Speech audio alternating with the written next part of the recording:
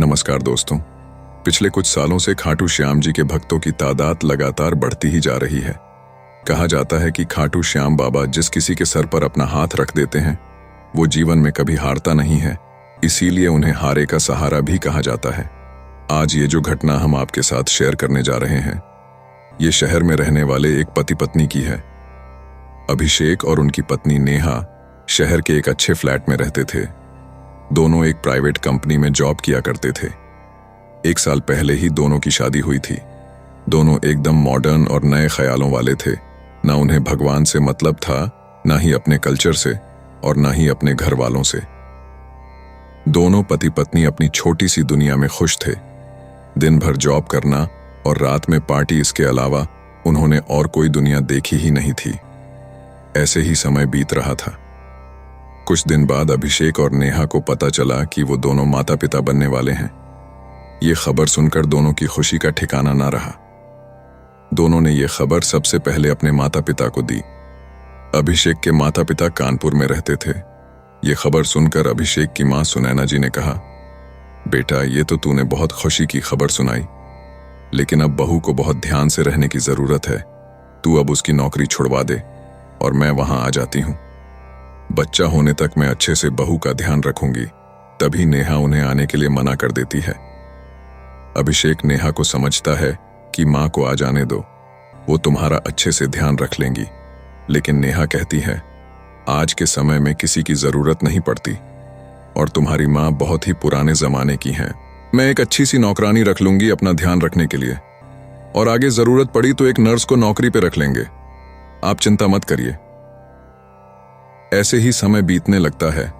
नेहा अपना अच्छे से ध्यान रखती और ऑफिस भी जाती थी। उसने 2 काम वाली रख ली थी, एक घर के कामों के लिए और एक अपना ध्यान रखने के लिए। ऐसे ही 4 महीने बीत जाते हैं। नेहा ने अब ऑफिस से छुट्टी ले ली थी। वो सारा दिन घर पर रहती और आराम करती। ऐसे ही 8 महीने बीत गए। अभिषेक की मां रोज फोन करके नेहा के हाल चाल पूछ लिया करती थी। एक दिन नेहा घर पर आराम कर रही थी, तभी उसे बहुत जोर से प्यास लगी। उसने अपनी काम वाली को आवाज दी, लेकिन कई बार बुलाने पर भी कोई नहीं आया। नेहा धीरे धीरे चलकर किचन तक गई और पानी लेकर आई। फर्श पर अभी पोंछा लगा था, इसीलिए थोड़ा गीला था। नेहा ने ध्यान नहीं दिया और उसका पांव फिसल गया। वो बहुत जोर से पेट के बल जमीन पर गिर पड़ी। नेहा जोर जोर से चिल्ला रही थी, लेकिन घर में कोई नहीं था।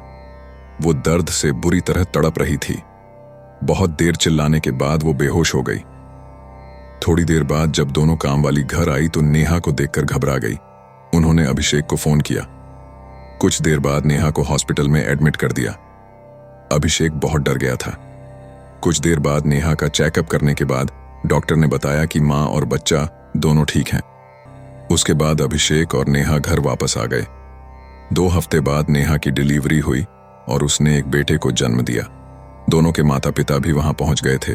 पूरा परिवार बहुत खुश था।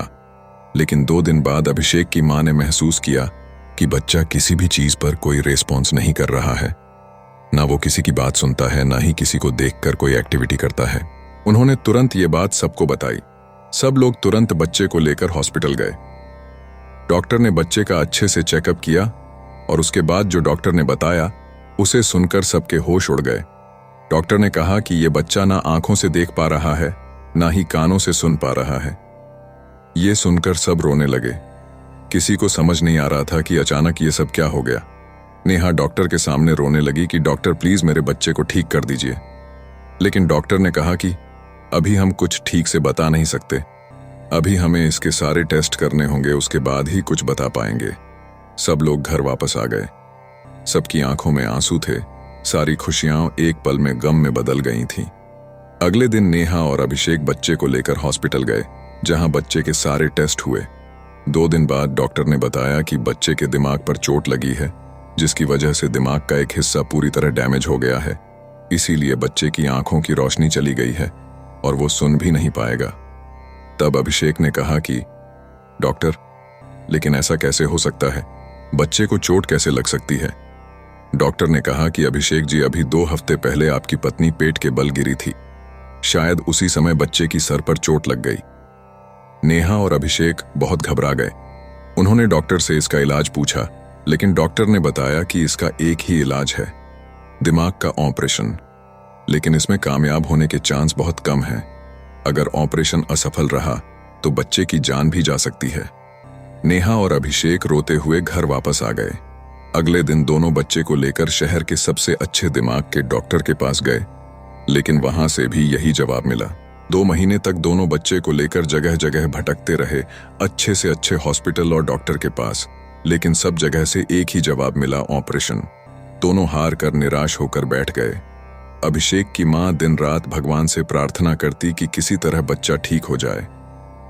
नेहा बहुत उदास रहने लगी थी। वो जब भी अपने बच्चे की तरफ देखती उसका मन रोने लगता। ऐसे ही 3 साल बीत गए। दोनों की जो थोड़ी बहुत आस थी वो भी अब खत्म हो चुकी थी। अभिषेक की मां यही रहकर बच्चे की देखभाल कर रही थी। एक दिन सब लोग बैठे बातें कर रहे थे, तभी उनकी एक पड़ोसन आई और सबको प्रसाद देने लगी। तब सुनैना जी ने पूछा कि बहन जी, ये किस चीज का प्रसाद बांट रही हो? उन्होंने कहा, ये मेरे बाबा खाटू श्याम का प्रसाद है। आज ही मेरे बेटे की सरकारी नौकरी लगी है। 5 साल से कोशिश कर रहा था, लेकिन कुछ नहीं हुआ। 2 हफ्ते पहले ही बाबा के दर्शन करके आया है और कल ही उसकी नौकरी पक्की हो गई। आज उनका भोग लगा के आई हूं, उसी का प्रसाद है। जय हो मेरे खाटू श्याम बाबा की। सुनैना जी ने उन्हें बैठाया, चाय नाश्ता कराया और बातें करने लगी। बातें करते करते सुनैना जी उदास हो गई और बोली, देखिए बहन जी, कितना छोटा बच्चा और ऐसी बीमारी हो गई। हम तो सब जगह दिखाकर हार गए, लेकिन कोई फायदा नहीं हुआ। तब उनकी पड़ोसन ने कहा, अगर आप लोगों को ठीक लगे तो इसे बाबा के मंदिर ले जाओ, वही है हारे का सहारा। उनके दरबार से आज तक कोई खाली हाथ नहीं लौटा हो सकता है। वहां जाकर इस बच्चे का नसीब भी खुल जाए। ऐसा कहकर वो चली गई। उसके बाद सुनैना जी सोच में पड़ गई और नेहा और अभिषेक से बोली कि बेटा चलो खाटू श्याम जी के दर्शन करने चलते हैं, क्या पता वहां जाकर सच में हमारा बच्चा ठीक हो जाए। अभिषेक ने कहा, मां, आप ये कैसी बात कर रही हो?